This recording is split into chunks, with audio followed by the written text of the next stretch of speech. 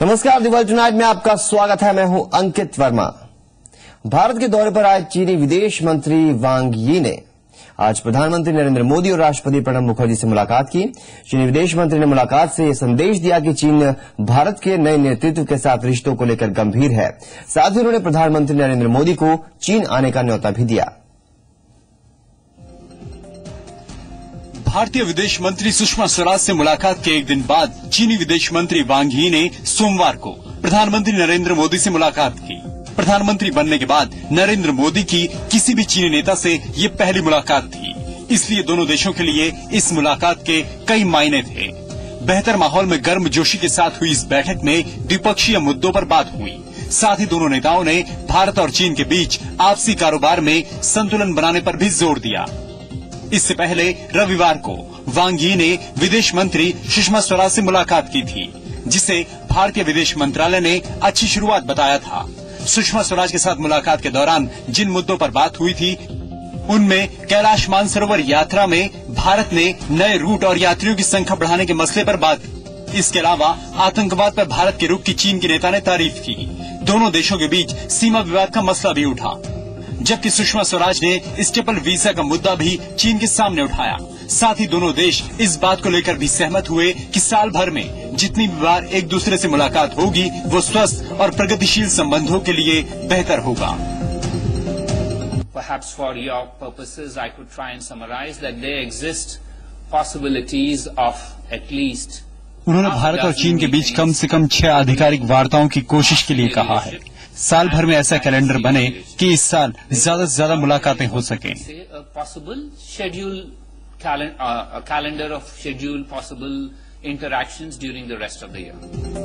प्रधानमंत्री और विदेश मंत्री के अलावा चीनी विदेश मंत्री वांग यी ने राष्ट्रपति प्रणब मुखर्जी से भी मुलाकात की।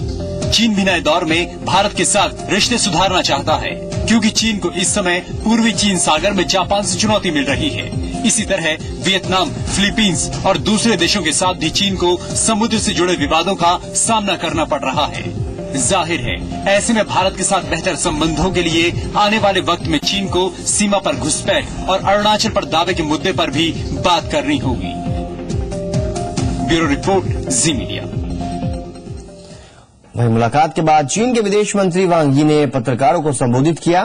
सवालों का जवाब देते हुए वांग यी ने कहा कि चीन सीमा विवाद का स्थायी हल चाहता है और भारत और चीन दोनों देशों में ये क्षमता है कि सीमा विवाद को हल किया जा सके, लेकिन इसका असर समझौतों के विकास पर नहीं पड़ना चाहिए। वहीं अरुणाचल प्रदेश के लोगों को स्टेपल वीजा दिए जाने को चीनी विदेश मंत्री ने सद्भावना का संकेत बताया। साथ ही उन्होंने प्रधानमंत्री मोदी से मुलाकात को कामयाब बताया। 深化互信，拓展合作，不断的来增强我们的共赢力。We will seize opportunity to build and strengthen our mutual trust, expand cooperation, and constantly enlarge our common interests. 我们要为边界问题最终解决，不断的去积累互信，创造条件。We should work together to build mutual trust and to create conditions for the final settlement of the border question. 我希望 और अब बात पाकिस्तान की, जहां 10 आतंकियों ने रविवार रात Karachi airport पर 26/11 जैसा हमला करने की कोशिश की। हालांकि पाकिस्तानी सुरक्षा बलों की मुस्तैदी ने हमले को नाकाम कर दिया। कई घंटों तक चली मुठभेड़ में 10 आतंकियों समेत 28 लोग मारे गए। वहीं शुरुआती जांच में यह खुलासा हुआ है कि दहशतगर्दों की साजिश जिन्ना एयरपोर्ट को तबाह करने की थी। पाकिस्तान के कराची में मुंबई के 26/11 जैसा अटैक, जिन्ना एयरपोर्ट पर दहशतगर्दी की इंतहा, तहरीक तालिबान का खौफनाक इंतकाम। रविवार रात 11:30, ठीक इसी वक्त पाकिस्तान में कराची के हवाई अड्डे पर गोलियों की तड़तड़ाहट और बमों की गूंज ने सबको दहला कर रख दिया। खौफ और दहशत के बीच कुछ ही पलों में ये साफ हो गया कि जिन्ना एयरपोर्ट पर कोई अनहोनी नहीं, बल्कि सोची समझी रणनीति के तहत आतंकवादी हमला हुआ है। हथियारों से लैस 10 दहशतगर्दों ने पूरे एयरपोर्ट में आतंक मचा दिया। आतंकवादी एयरपोर्ट सिक्योरिटी फोर्स की वर्दी में थे। आतंकियों ने ASF के नकली आई कार्ड भी पहन रखे थे। सभी 10 आतंकवादियों ने सुसाइड जैकेट भी पहनी थी। जब तक एयरपोर्ट की सिक्योरिटी में तैनात सुरक्षा कर्मी कुछ समझ पाते, आतंकी अलग अलग टीम बनाकर हमले का आगाज कर चुके थे। आतंकी ग्रेनेड दाग रहे थे, अंधाधुंध फायरिंग कर रहे थे और रनवे की तरफ बढ़ रहे थे। तब तक हवाई अड्डे की सुरक्षा में तैनात सिक्योरिटी और पाकिस्तानी रेंजर्स ने भी जवाबी हमला किया। और तभी एक धमाके के बाद जिन्ना एयरपोर्ट के अंदर आग की लपटें निकलने लगी। आतंकवादियों ने कार्गो डिपो में ग्रेनेड हमला किया था। आग के पास ही 3 हवाई जहाज खड़े थे। ये वो जगह है जहां से VIP फ्लाइट्स और कार्गो विमान उड़ान भरते हैं। एयरपोर्ट के अंदर पाकिस्तान की सुरक्षा एजेंसियों के करीब 5000 जवान आतंकवादी हमले को नाकाम करने की कोशिश कर रहे थे और एयरपोर्ट के बाहर दहशत का माहौल था। गोलियों की आवाजें थमने का नाम नहीं ले रही थी। तभी एक आतंकवादी की तस्वीर एक कैमरे में कैद हो गई। एक आतंकवादी ने तो खुद को ही धमाके में उड़ा दिया। क्योंकि उस खुदकश ने अपने आप को ब्लास्ट से उड़ाया, तो क्योंकि वो वहां पे मौजूद था छुपा हुआ, जैसे वो लाश लेने गए तो खुदकश ने अपने आप को उड़ाया, खुदकश हमला किया। उसमें हमारा एक सिपाही शहीद हुआ, 2 जख्मी हुए। आतंकी हमला होते ही सुरक्षा बलों ने एयरपोर्ट को घेर लिया था और वहां मौजूद लोगों को भी निकाल दिया गया। आसपास के रास्तों को बंद कर दिया गया। एयरपोर्ट से विमानों की आवाजाही भी बंद कर दी गई थी। करीब 5 घंटे तक कराची एयरपोर्ट के अंदर आतंकवादियों और सुरक्षा बलों के बीच मुठभेड़ चलती रही और आखिर सुबह की पहली किरण के साथ खबर आई कि एयरपोर्ट पर हमला नाकाम कर दिया गया है। लेकिन सुबह करीब 10:30 बजे कार्गो एरिया में एक बार फिर फायरिंग शुरू हो गई और फिर पता चला कि 3 आतंकवादियों ने खुद को उड़ा लिया। 10 दहशतगर्द 5-5 की टोलियों में 2 मुख्तलिफ जगहों से एयरपोर्ट के अंदर दाखिल हुए। इसके अंदर शुरू में और अब तक ऑपरेशन के अंदर जो ASF के लोग शहीद हुए, वो 7 लोग जो शहीद हो गए। किसी भी जहाज को एयरपोर्ट के ऊपर नुकसान नहीं पहुंच सका। एक कार्गो का टर्मिनल था, बिल्डिंग वो आपको दिखाई गई होगी, यकीनन आपने फुटेज बनाई होगी। उसके अंदर यकीनन क्योंकि कार्गो था, वहां आग लगाई गई, दहशतगर्दों ने लगाई, लेकिन वहीं पर उन्हीं दहशतगर्दों को मारा भी गया। आखिरकार रात से शुरू हुई मुठभेड़ कई घंटों बाद खत्म हुई और 10 आतंकी ढेर कर दिए गए। लेकिन इस हमले में सुरक्षा बलों समेत कई लोगों की जानें चली गई। मुठभेड़ के बाद सुरक्षा बलों ने आतंकियों के सामान को बरामद करना शुरू किया। ये सुसाइड जैकेट एक आतंकवादी की है। ये ग्रेनेड बम भी आतंकियों के शवों के पास से ही बरामद हुए हैं और ये अत्याधुनिक हथियार भी आतंकियों ने हमले के दौरान इस्तेमाल किए। आतंकियों के पास से खाने पीने का सामान भी मिला है। पाकिस्तान को दहला कर रख देने वाली इस आतंकी वारदात के कुछ घंटों में ही ये खुलासा हो गया कि आतंकी इस वारदात को अंजाम तक पहुंचाने के लिए पहले से काफी होमवर्क करके आए थे। पाकिस्तान के सबसे सुरक्षित माने जाने वाले कराची एयरपोर्ट पर हुए आतंकी हमले की जिम्मेदारी आतंकी संगठन तहरीक तालिबान ने ली है। जहां तक सवाल इस आतंकी हमले की असल वजह का है, तो खुद तहरीक तालिबान ने इसे इंतकाम का नाम दिया है। ब्यूरो रिपोर्ट, जी मीडिया। जी हां, कराची में हुए हमले की जिम्मेदारी आतंकी संगठन तहरीक तालिबान ने ली है। तालिबान ने जिम्मेदारी लेते हुए कहा कि ये अभी बदले की शुरुआत है, सिर्फ एक नेता की मौत का बदला, और वो इसी तरह अपने कई साथियों की मौत का बदला लेगा। लेकिन आखिर रविवार रात का हमला किसकी मौत का बदला था, देखिए। कराची एयरपोर्ट पर हुए इस हमले ने पाकिस्तान को हिलाकर रख दिया है। इससे पहले भी कई बार आतंकियों ने पाकिस्तान में संवेदनशील इलाकों को निशाना बनाया, लेकिन इस बार आतंकियों की साजिश बड़े हमले को अंजाम देने की थी। कराची में हुए हमले की जिम्मेदारी पाकिस्तान में सक्रिय आतंकी संगठन तहरीक तालिबान पाकिस्तान ने ली है। वही तहरीक तालिबान जो इंसानियत का दुश्मन है और वक्त वक्त पर अपने मंसूबों को अंजाम देने के लिए खौफनाक साजिश रचता है। तालिबान ने इस बार भी हमले की साजिश रची, लेकिन इस बार यह हमला सिर्फ हमला नहीं था, बल्कि इंतकाम था। इंतकाम अपने नेता की मौत का। ये बात खुद तहरीक तालिबान की तरफ से कही गई। तहरीक तालिबान के प्रवक्ता शाहिदुल्लाह शाहिद ने कहा, ये सिर्फ एक शुरुआत है। हमने अभी एक हकीमुल्ला महसूद की मौत का बदला लिया है, हमें और सैकड़ों की मौत का बदला लेना पड़ेगा। तालिबान का कहना है कि उसने अपने नेता हकीमुल्ला महसूद की मौत का बदला लिया है। वही हकीमुल्ला महसूद जो साल 2013 में अमेरिकी ड्रोन हमले में मारा गया था। हकीमुल्ला की मौत के बाद ही तालिबान की तरफ से इंतकाम की बात कही गई थी और अब करीब 8 महीने बाद पहली बार तालिबान ने माना कि कराची में हुआ हमला पाकिस्तान सरकार के लिए संदेश के साथ हकीमुल्ला की मौत का बदला है। हमने कराची एयरपोर्ट पर हमले को अंजाम दिया और ये पाकिस्तान सरकार के लिए संदेश है कि हमारे गांव में बम हमलों में जो बेगुनाह लोग मारे जा रहे हैं, हम उसकी प्रतिक्रिया देने के लिए जिंदा हैं। इसी के साथ तालिबान ने पाकिस्तान सरकार की शांति योजना को भी खारिज कर दिया। पाकिस्तान सरकार शांति वार्ता की बात कह रही है, लेकिन अपनी मांगे न माने जाने से नाराज तालिबान ने बातचीत से इनकार किया है।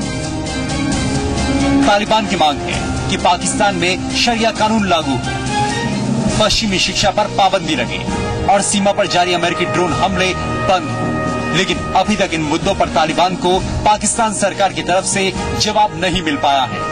यही वजह है कि बातों से ज्यादा बम बंदूक की भाषा बोलने वाले तालिबान ने फिर हमलों का रास्ता चुना है। ब्यूरो रिपोर्ट, जी मीडिया। कराची में हुए आतंकवादी हमले पर भारत ने अपनी चिंता भी व्यक्त की है। भारतीय विदेश मंत्रालय की तरफ से जारी बयान में कहा गया है कि आतंकवादी हमला चाहे कहीं भी हो, इसे जायज नहीं ठहराया जा सकता। Attack on the Karachi International Airport by 10 suicide bombers must be condemned in the strongest possible terms. Left unchecked, terrorism will continue to hinder efforts to promote national economic development, overcome poverty, and provide people better quality of lives. वहीं रक्षा विशेषज्ञ भरत वर्मा का कहना है कि पाकिस्तान और अफगानिस्तान में बिगड़ रहे हालात भारत के लिए चिंता के साथ साथ चुनौती भी है। Taliban almost is set ready to take over Pakistan आने वाले समय पर। ये इतना गंभीर चिंता का विषय भारत के लिए होना चाहिए, क्योंकि अगर तालिबान पूरा पाकिस्तान टेक ओवर कर लेता है और जो कराची में हमला हुआ है उससे दिख रहा है कि Taliban can strike at any place, और ये जो ग्रुप्स है दहशतगर्दी वाले, ये कहीं भी स्ट्राइक कर सकते हैं। पाकिस्तान आर्मी की जो अहमियत है वो कम होती जा रही है इन स्ट्राइक्स से। तो इनको मद्देनजर रखते हुए भारत के लिए एक बहुत बड़ी चुनौती अफगानिस्तान और पाकिस्तान में खड़ी होने जा रही है। कराची एयरपोर्ट पर आतंकी हमले के पीछे आखिर मकसद क्या था? जिस तरह आतंकियों ने हमला किया, उनके पास जो सामान और हथियार बरामद हुए, उससे साफ जाहिर होता है कि आतंकी पूरी प्लानिंग के साथ आए थे। उनकी प्लानिंग काफी कुछ मुंबई हमले में शामिल आतंकियों से मिलती जुलती थी।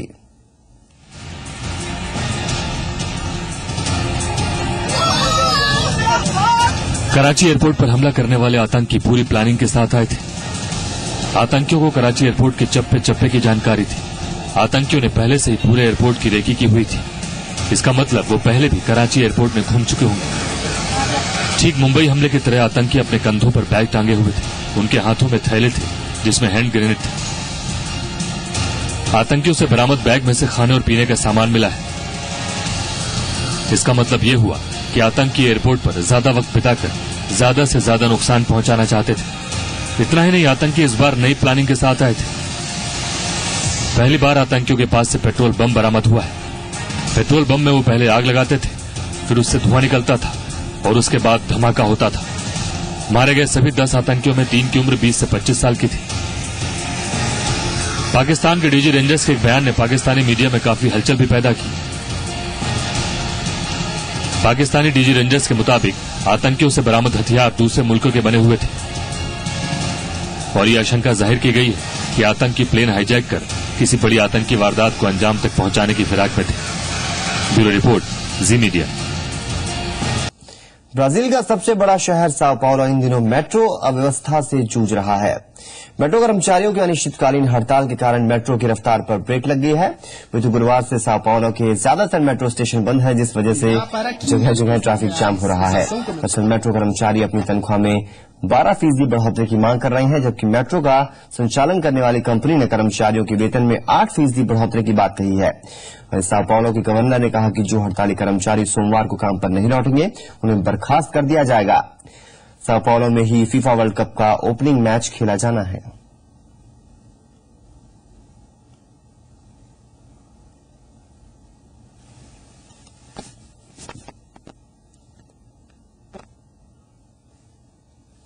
दुनिया की सारी टीमें अपनी अपनी तैयारियों में लगी हुई है। स्पेन की टीम ने भी कमर कस ली है फुटबॉल विश्व कप में तहलका मचाने की। साथ ही स्पेनिश खिलाड़ी फर्नांडो टोरेस ने तो कह दिया है कि उनकी टीम विजेता बनेगी। स्पेन की राष्ट्रीय फुटबॉल टीम के स्ट्राइकर फर्नांडो टोरेस इस बात को लेकर आश्वस्त हैं कि उनके साथी खिलाड़ी बड़े मौकों पर अपने शानदार प्रदर्शन को बरकरार रखेंगे। टोरेस ने कहा कि 12 जून से ब्राजील में होने वाले फीफा वर्ल्ड कप में टीम बेहतरीन प्रदर्शन करेगी। आपको बता दें कि टोरेस ने ही बीते यूरो कप फाइनल और 2010 वर्ल्ड कप फाइनल में विजयी गोल किया था। यही नहीं, टोरेस ने 2008 के यूरोपियन चैंपियनशिप में जर्मनी के खिलाफ फाइनल में एकमात्र गोल करते हुए अपनी टीम को चैंपियन बना दिया था। टोरेस ने कहा कि हम खिताब के दावेदार हैं, हमने ये प्रतिष्ठा हासिल की है। वर्ल्ड कप में हम सभी अच्छा खेलना चाहते हैं। हम जानते हैं कि राष्ट्रीय टीम का हिस्सा होना कितना गर्व की बात है और हम इसके साथ पूरा न्याय करने की कोशिश करेंगे। टोरेस चोट के कारण इस साल स्पेन के लिए भी सभी मैच नहीं खेल सके। इसे लेकर वो कहते हैं कि कई तरह के चोट खेल के दौरान लगते हैं, लेकिन आपको आने वाले वक्त के लिए तैयार रहना होता है। अगर आप ध्यान खोते हैं और अपने क्लब के लिए खेलना बंद कर देते हैं। आपको बता दें कि स्पेन ने 2010 में दक्षिण अफ्रीका में आयोजित वर्ल्ड कप के फाइनल मुकाबले में नीदरलैंड्स को हराकर खिताब अपने नाम किया था। इस बार भी स्पेन की टीम खिताब जीतने की प्रबल दावेदार है। ब्यूरो रिपोर्ट, जी मीडिया। जहां टीमों की तैयारियां अंतिम दौर में है, वहीं स्पेन की टीम अपने स्टार खिलाड़ी पर्सी की फिटनेस को लेकर परेशान है। पर्सी से टीम समेत दुनिया भर के प्रशंसकों को काफी उम्मीदें हैं।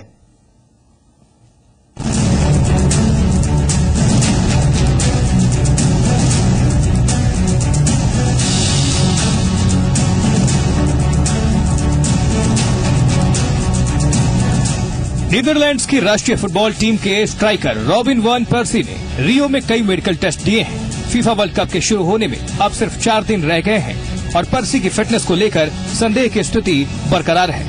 मैनचेस्टर यूनाइटेड के लिए क्लब फुटबॉल खेलने वाले पर्सी ने शनिवार को टीम बेस के बाद ही कई तरह के टेस्ट दिए हैं। इस दौरान टीम के बाकी के सदस्यों ने जिम के अंदर समय बिताया। 30 साल के पर्सी को बुधवार को वेल्स के साथ हुए दोस्ताना मुकाबले के दौरान हाफ टाइम के बाद से मैदान से वापस बुला लिया गया था। नीदरलैंड्स ने वो मैच 2-0 से अपने नाम किया था। आपको बता दें कि पर्सी की फिटनेस को लेकर टीम काफी परेशान है, क्योंकि टीम को मालूम है कि अगर टीम को खिताब जीतना है तो रॉबिन वैन पर्सी का फिट रहना बेहद जरूरी है। आपको बता दें कि नीदरलैंड्स को वर्ल्ड कप में अपना पहला मुकाबला 13 जून को साल्वाडोर में मौजूदा चैंपियन स्पेन के साथ खेलना है। ग्रुप में स्पेन और डच टीम के अलावा ऑस्ट्रेलिया और चिली है। वर्ल्ड कप का आयोजन 12 जून से ब्राजील के 12 शहरों में होना है। 2010 वर्ल्ड कप के फाइनल में स्पेन ने नीदरलैंड्स को 1-0 से शिकस्त देकर खिताब जीता था। लिहाजा नीदरलैंड की टीम पिछले वर्ल्ड कप में हार के बाद अपने अधूरे ख्वाब को इस विश्व कप में पूरा जरूर करना चाहेगी, लेकिन इसके लिए स्टार खिलाड़ी पर्सी का फिट रहना बेहद जरूरी है। दुनिया भर में मौजूद पर्सी के फैंस भी उनके फिट रहने की दुआ कर रहे हैं। ब्यूरो रिपोर्ट, जी मीडिया। स्पेन के राफेल नडाल ने दिखा दिया है कि वो लाल बजरी के बादशाह हैं। नडाल ने जोकोविच को हराकर लगातार 5वीं बार फ्रेंच ओपन का खिताब अपने नाम किया। नडाल का वॉर, जोकोविच को देकर मान, फिर किया साबित लाल बजरी का बादशाह सिर्फ राफेल नडाल। लाल बजरी पर अपनी बादशाहत फिर साबित करते हुए राफेल नडाल ने सर्बिया के नोवाक जोकोविच को 3-6, 7-5, 6-2 और 6-4 से शिकस्त देकर 9वीं बार फ्रेंच ओपन और करियर का 14वां ग्रैंड स्लैम खिताब अपने नाम कर लिया। चैंपियन खिलाड़ी स्पेन के राफेल नडाल लगातार 5 फ्रेंच ओपन खिताब जीतने वाले पहले खिलाड़ी बन गए हैं। इस जीत से उनके ग्रैंड स्लैम खिताबों की संख्या 14 हो गई है और वो सबसे ज्यादा ग्रैंड स्लैम जीतने वाले खिलाड़ियों की सूची में पीट सैम्प्रास के साथ दूसरे स्थान पर आ गए हैं। टॉप पर काबिज रोजर फेडरर से अभी वो 3 खिताब पीछे हैं।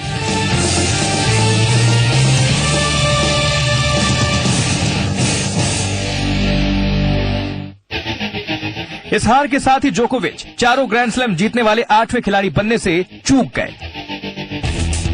वो इस साल रोलांड गैरोस पर आने से पहले 6 ग्रैंड स्लैम जीत चुके हैं। रोलांड गैरोस पर नडाल का करियर रिकॉर्ड अब 28-1 का हो गया है। जोकोविच ने फाइनल मैच में शुरुआती बढ़त बना ली, लेकिन उसे ज्यादा देर तक कायम नहीं रख सके। नडाल का ये 20वां ग्रैंड स्लैम फाइनल था, जबकि जोकोविच किसी ग्रैंड स्लैम में 13वीं बार खिताबी मुकाबला खेल रहे थे। नडाल ने अपने पुराने प्रतिद्वंदी के खिलाफ पिछले 4 मैचों से चला आ रहा हार का सिलसिला भी तोड़ डाला। 3 घंटे 31 मिनट तक का मुकाबला तल्खी के साथ खत्म हुआ, जब जोकोविच ने मैच पॉइंट पर डबल फॉल्ट किया। 7वीं बार ग्रैंड स्लैम फाइनल में भिड़े नडाल और जोकोविच के बीच मुकाबले की शुरुआत तनावपूर्ण थी। जोकोविच ने 5-3 की बढ़त बना ली थी, जिसके बाद नडाल को 9वें गेम में लगातार 2 अंक मिले, लेकिन जोकोविच ने फोरहैंड पर विनर लगाकर पहला सेट जीत लिया। दूसरे सेट में हालांकि नडाल ने वापसी करते हुए 4-2 की बढ़त बना ली। नडाल की खराब सर्विस पर जोकोविच ने वापसी की और स्कोर 4-4 हो गया। इसके बाद जोकोविच की गलती पर नडाल ने 2 सेट पॉइंट बना लिए। गर्मी से जूझ रहे जोकोविच तीसरे सेट में भी लय कायम नहीं रख सके और 5वें गेम में जोकोविच को ब्रेक पॉइंट मिले और 11 मिनट तक चले 7वें गेम में भी, लेकिन नडाल के जबरदस्त डिफेंस के सामने वो इसका फायदा नहीं उठा सके। नडाल ने फोरहैंड पर लंबा शॉट लगाकर तीसरा सेट जीत लिया। चौथे सेट में जोकोविच को गर्मी की वजह से उल्टी भी आ गई और छठे गेम में सर्विस टूटने के बाद उनकी हालत और खराब हो गई। उन्होंने सर्विस ब्रेक पर वापसी की कोशिश जरूर की, लेकिन उनके दोहरे फॉल्ट पर नडाल ने मुकाबला जीत लिया और दिखा दिया कि वो लाल बजरी के बादशाह क्यों कहलाते हैं। ब्यूरो रिपोर्ट, जी मीडिया। और अब आपको मिलवाते हैं एक ऐसे रोबोट से जो इमोशंस पढ़ सकता है। कहा जा रहा है कि दुनिया का ऐसा पहला रोबोट होगा जो इंसान की तरह भावनाओं को समझता है और सोच सकता है। इसे बनाने वाली जापान की कंपनी का कहना है कि इस इंसान सरीखे रोबोट को फरवरी महीने से वो ग्राहकों को बेचना शुरू कर देगी।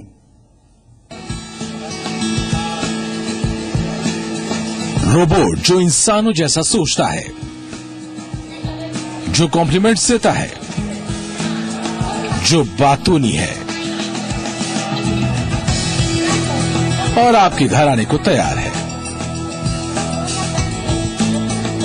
दरअसल जापान के सॉफ्टबैंक कॉर्पोरेशन ने एक ऐसा प्रोटोटाइप रोबोट मार्केट में उतारा है जो सॉफ्टबैंक मोबाइल फोन स्टोर्स पर कस्टमर्स की मदद करेगा। और अब company in human like robots को बेचने की भी योजना बना रही है।